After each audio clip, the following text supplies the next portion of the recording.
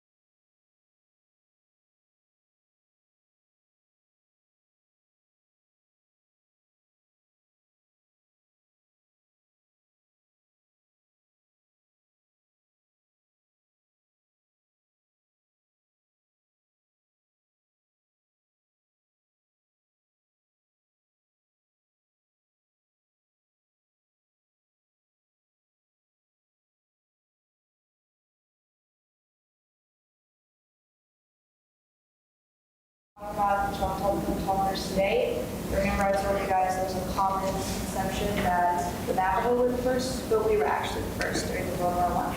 So give her a welcome, say hello. She's going to introduce herself. She's from Cultural Preservation. They are streaming on Facebook Live, so don't turn around unless you're okay with being on Facebook. Okay? Give her a hand and give her a hello. Thank you. Thank you. I'm not here happy, guys. And what do you say? Halito. Halito, everybody. How are you doing today? Good. Let's see.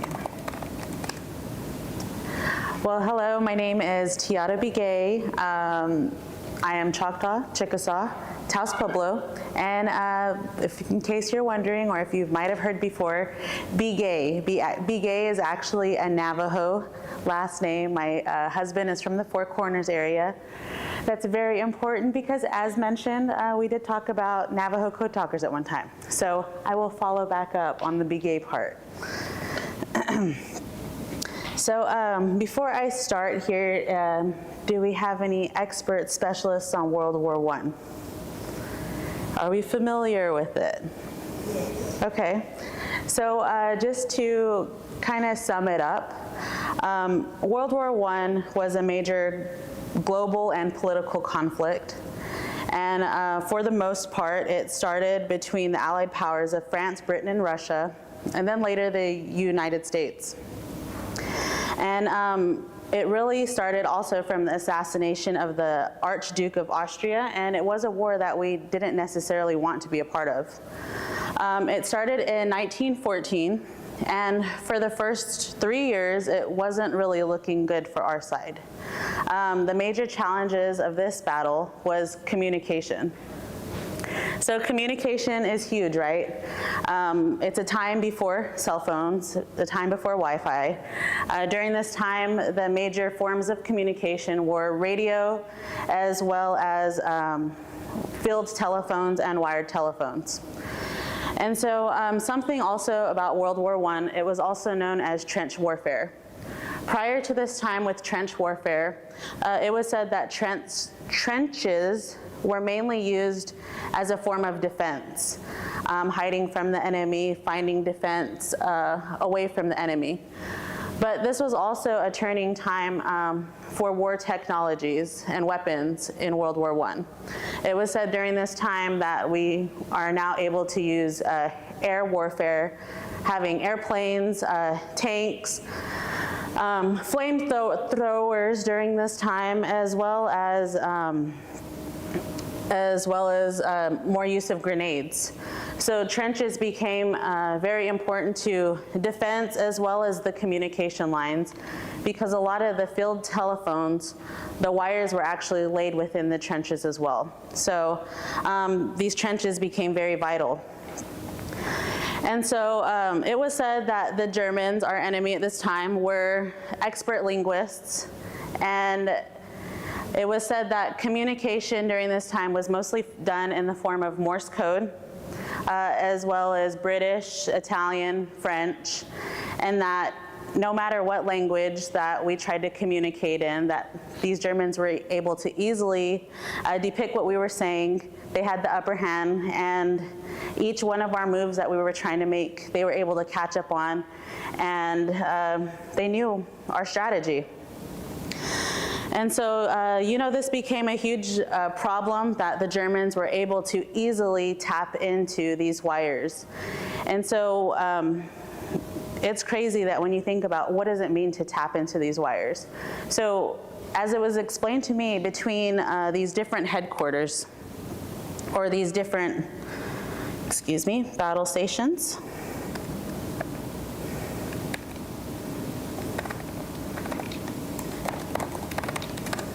okay. Technology. That these different battle stations, like I said, these wires, these lines were underneath these different trenches, and it was said that at any given time that the enemy could connect a line to another line and easily intercept those. So between miles, between yards, it was very easy to be intercepted. And so, like I said, in 3 years, it was not looking very good for our side.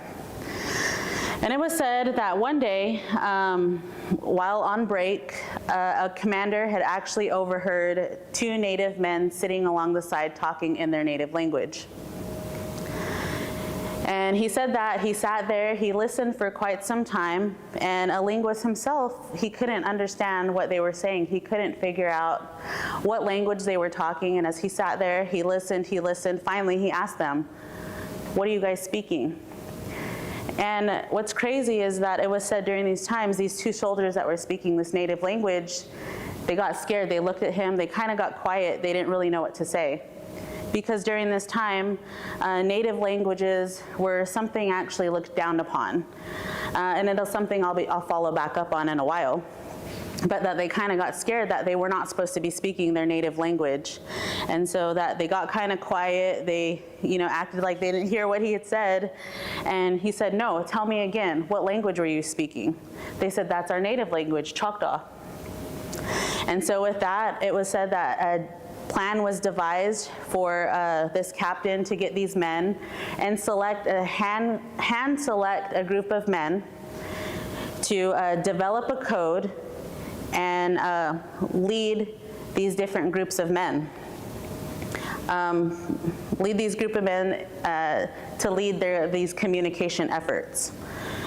So something I really want to reiterate when we're talking about Choctaw codes and code talkers. A lot of times it's expressed that these Choctaw Code Talkers, yes, they were talking in the Choctaw language. But let me stress that it wasn't just the Choctaw language that they were talking. They had a specific code, a specific way of saying different things that only these military soldiers could understand. It was said that this secret language was so elite and so special that even when these warriors came back to their homelands, came back to their Choctaw communities, when they said these codes around their families had no idea what they were trying to communicate. So not only were these codes in the Choctaw language, but it was a higher level of understanding that these codes were unique only to these specific group of men. So for instance, big group, that was expressed as battalion. But in Choctaw, again, the way it was translated, just one example, was Tanchi Nahi Achufa, or Tanchi Nahi Achufa or Tukolo, which is 2 grains of corn. And so that stood for the 2nd Battalion. So very unique. Going back to research, we have different variations of how many actual code talkers there were. Some research says 17. I've seen some up to 33. We really don't quite know how many.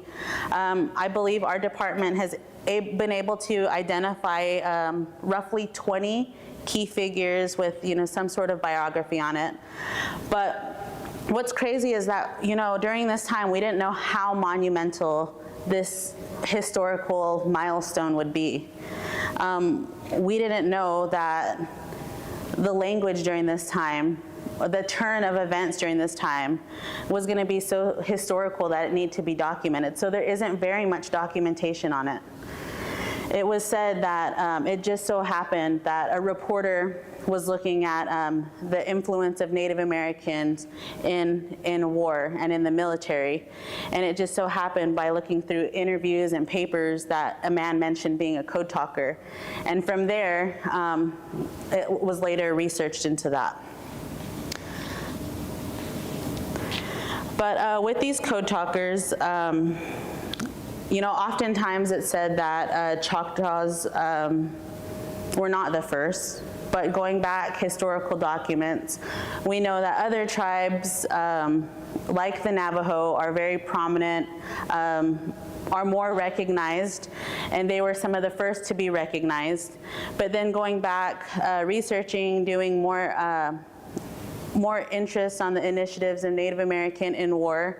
Like I said, it went back to being documented that the Choctaws were proven to be some of the first Choctaw Code Talkers.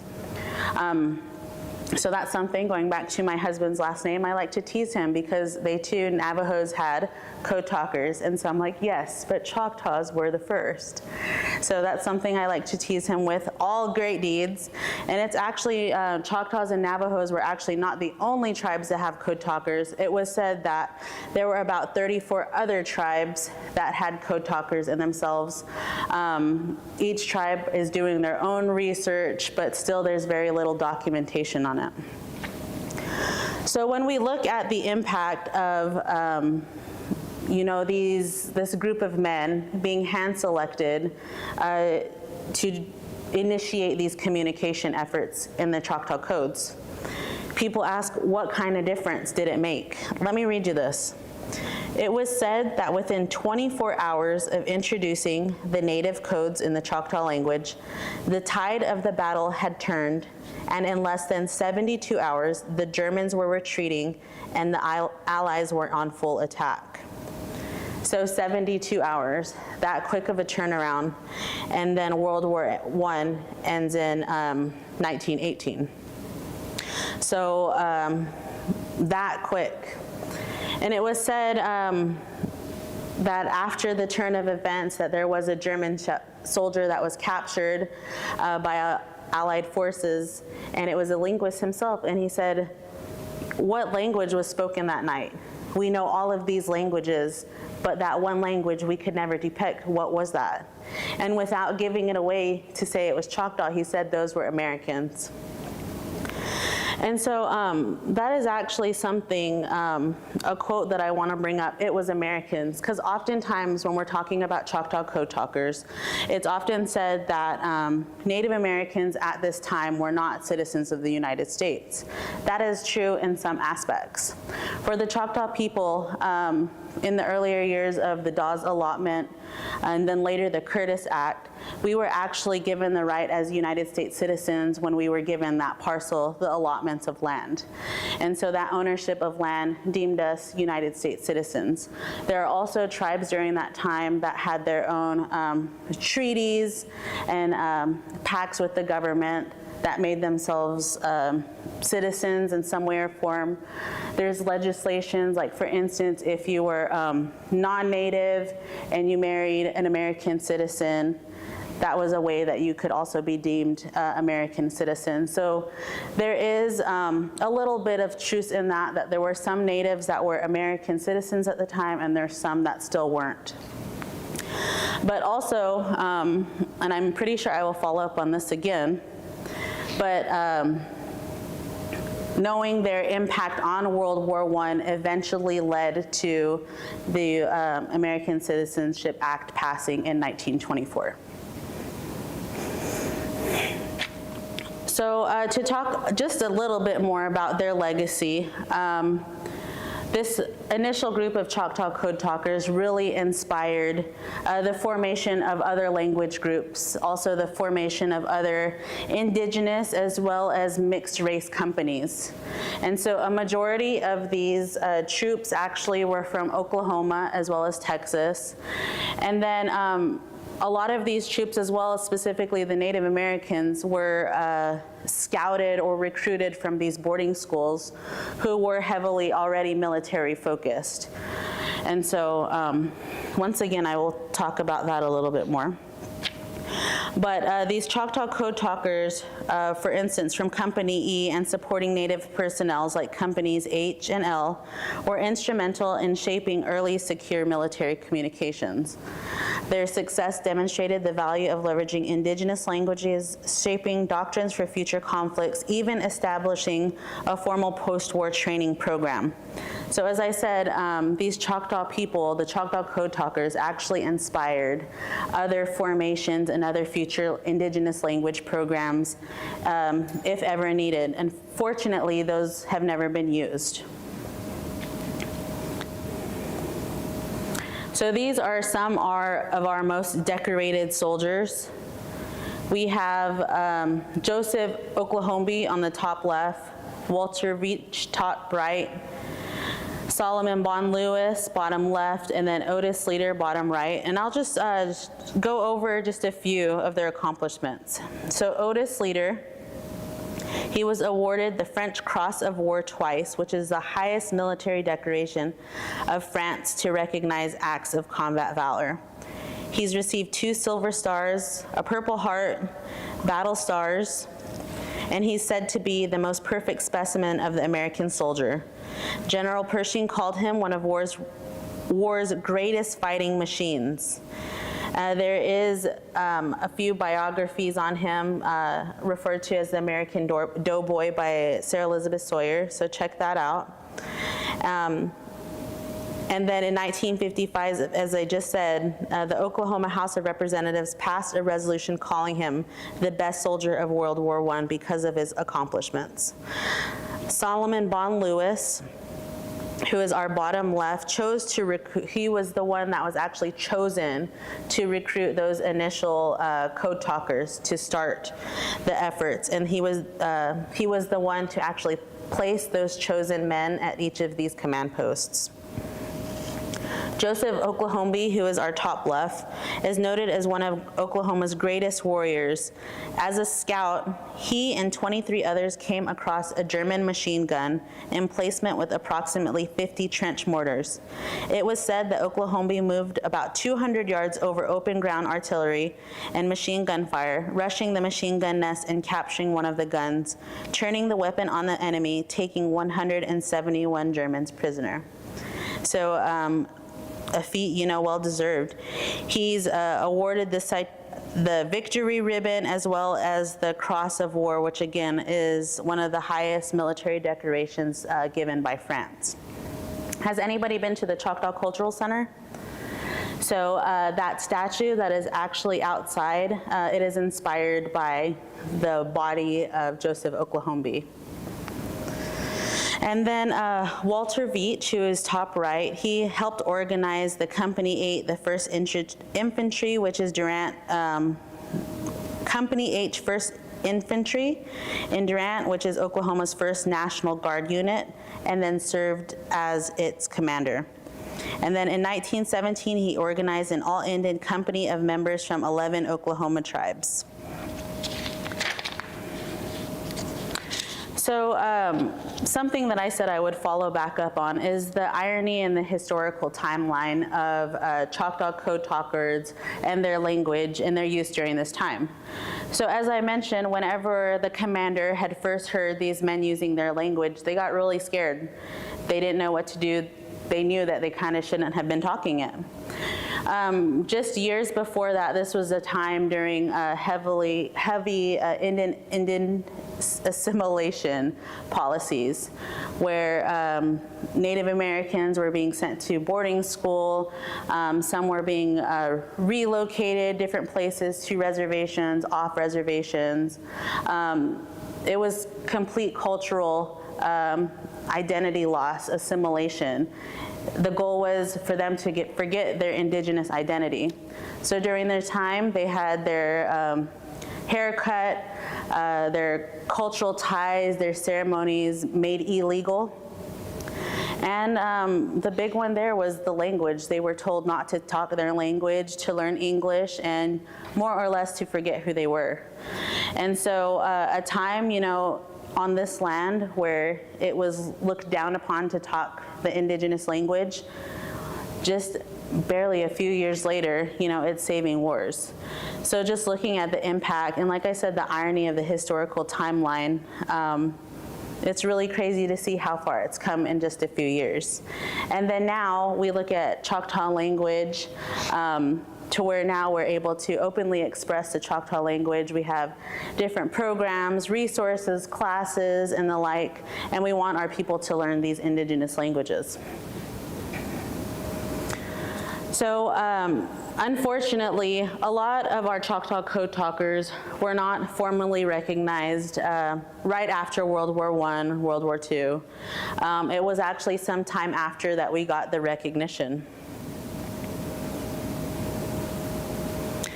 To kind of highlight a few, in 1995, the Choctaw Nation of Oklahoma recognized the Choctaw Code Talkers with a granite monument dedicated to them at the Choctaw Capitol Building in Tuskahoma, Oklahoma. And then in 2008, Congress enacted the Code Talkers Recognition Act to recognize all Native American code talkers who served in the United States as early as World War I. The act recognizes all tribes other than the Navajo Code Talkers who were already recognized by earlier legislation. The state of Oklahoma itself has done many things, as well as in Choctaw country, to recognize our code talkers.